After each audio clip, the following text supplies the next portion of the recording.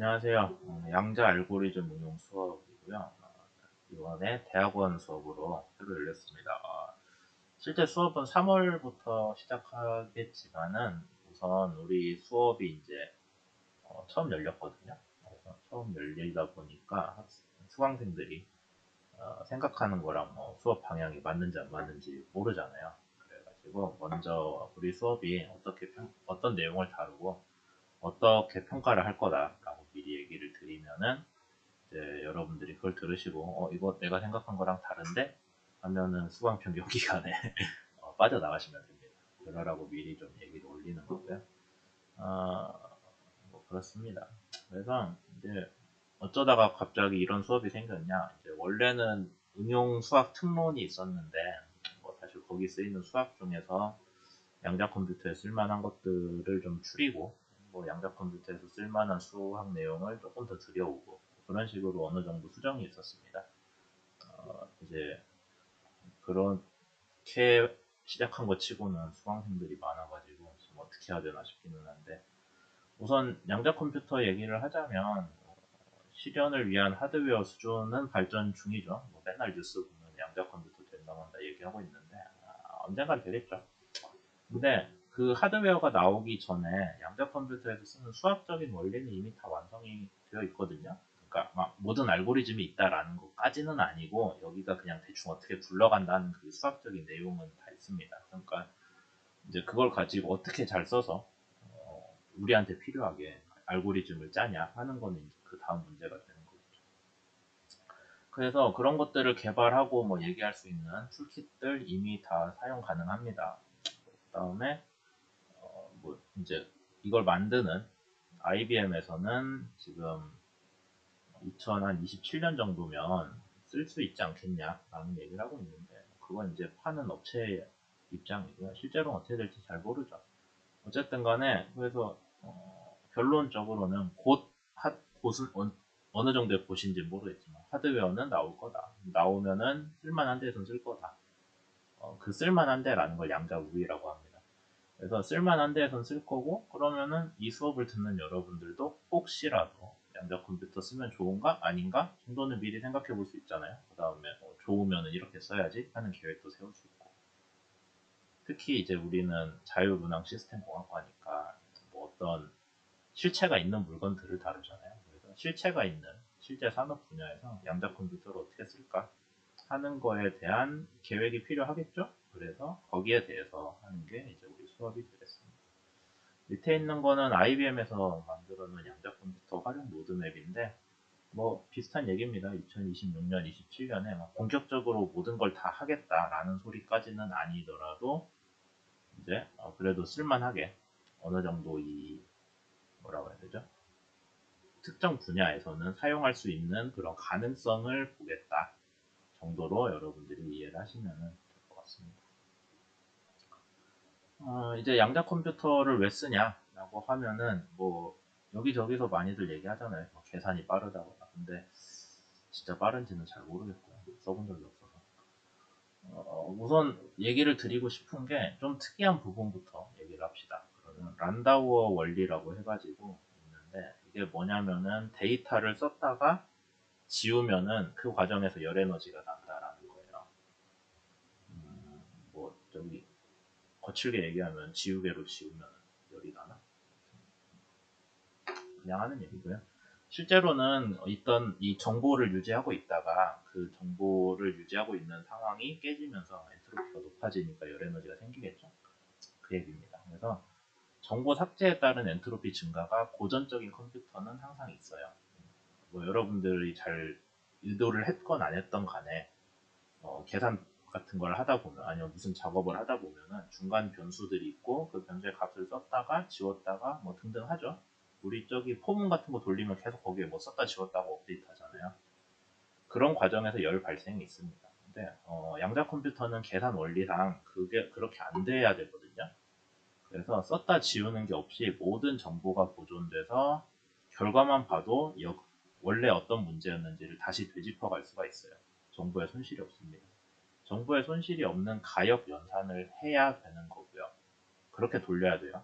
그래서 가역 연산을 하다 보니까 열 발생이 없다. 그러니까 구동 중에 계산을 뭐 아무리 열심히 돌려도 열 발생이 없다는 거 좋겠죠. 뭐 물론 이제 양자 컴퓨터 그러면 전기 안 꽂아도 돌아가냐? 그건 아니고요. 양자 컴퓨터가 계산을 위한 환경은 만들어줘야 되니까 걔가 전기는 쓰겠죠. 근데 계산 과정에서 그 데이터를 썼다 지웠다 하는 과정에서의 열은 없고 열 발생은 없을 거고, 따라서 대규모 데이터를 처리를 하는 과정에서 요새 뭐 전기를 쓰네 마네 그런 얘기 있잖아요. 거기에 대한 해결책으로 우리가 좀 볼 수 있지 않을까? 라는 생각을 하고는 있습니다. 뭐 그게 진짜 산업적으로 받아들여질지는 잘 모르겠는데, 사실 그 여기 란다우어 원리를 만든 사람이 란다우어인데 1960년대인가? 뭐 그때부터 그 사람이 양자 컴퓨터 얘기를 한 게 아니라 가역적 연산 얘기를 먼저 했었거든요. 그래서 어떤 컴퓨터, 지금 컴퓨터 말고 이제 가역 연산이라는 거에 기반한 컴퓨터를 만들면은 걔는 전기를 적게 쓰지 않겠냐라는 얘기를 했었습니다. 그래서 이제 그 부분의 연장인 거고요. 그래서 저는 개인적으로 뭐 양자 컴퓨터 빠르냐 뭐냐 거기에 대해서는 잘 모르겠는데 빨라질 수도 있고 아닐 수도 있죠. 근데 확실히 이 부분에 대해서는 좀 뭔가 장래가 있지 않나 싶습니다. 제가 뭐 이거 전문가 아니라 양자 컴퓨터 하드웨어 보고 저 그런 거 만져본 적도 없어요. 그냥 하는 얘기입니다. 그 다음에 이제 일부 문제에 대해서 빠른 계산 속도를 보장한다라는 게 여러분들이 양자 컴퓨터라는 말을 들었을 때 같이 들었던 얘기일 거예요.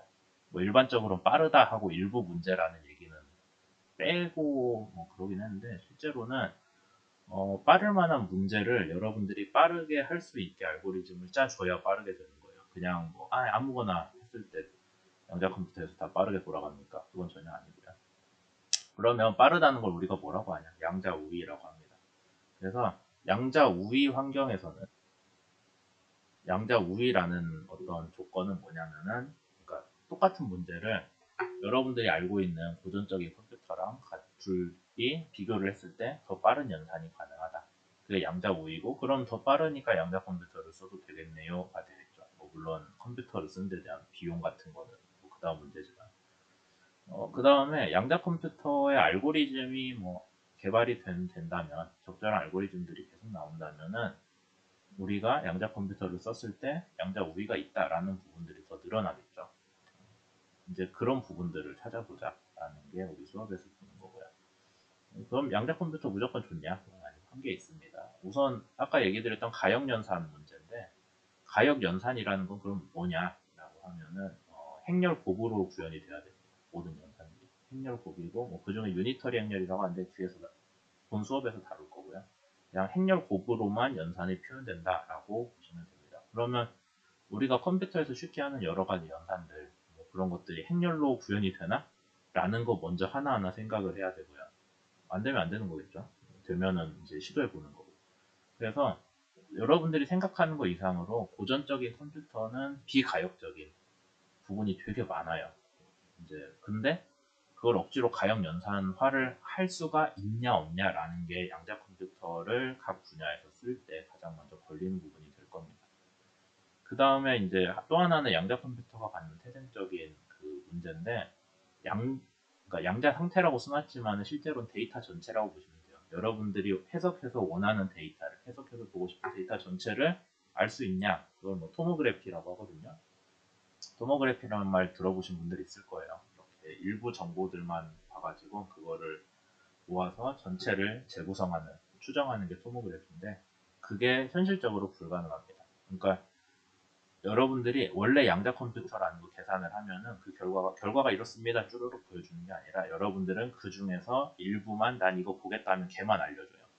그러고 끝나요.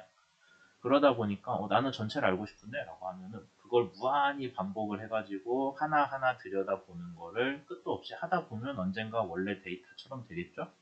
그러면 양자 컴퓨터가 빠른 게 문제가 아니라 여러분들이 그 관측을 하는 과정, 결과값을 나 하나 뽑아봐야지 하는 거를 무한히 반복을 하는 데서 시간 지연이 더 커지는 거예요. 그러니까 여러분들이 양자 컴퓨터를 뭐 쓰겠다, 이제 우리 수업에서 양자 컴퓨터 관련해 뭘 하겠다라고 하면 저는 뭐 데이터를 여러 개를 보려고, 그건 안 된다는 거죠. 보더라도 일부만 문제의 핵심이 되는 데이터, 아니면 어떤 문제에 대한 답, 네 아니요 정도를 할 수 있게 그거를 유니터리 행렬 연산으로 잘 구현을 하는 게 실제 양자 컴퓨터를 쓰기 위한 방법이 될 겁니다. 그래서 여기까지 듣고 보시면 뭐 사람들이 하고 놀라면서 생각 엄청 빠르다던데 뭐 세상 일이 다 바뀐다던데 뭐 그러진 않을 것 같아요, 제 생각에는. 근데 뭐 적어도 여러분들 일하시는 아니 여러분들 공부하는 분야에서 이렇게 하면 빨라질 텐데 라는 것 정도의 확실한 계획만 갖고 있으면은 뭐 그게 우리 수업에서 추구하는 방향으로 충분하지 않나 싶습니다. 우선 한 10분 정도 떠들었는데 자르고 그 다음에 계속 갈게요.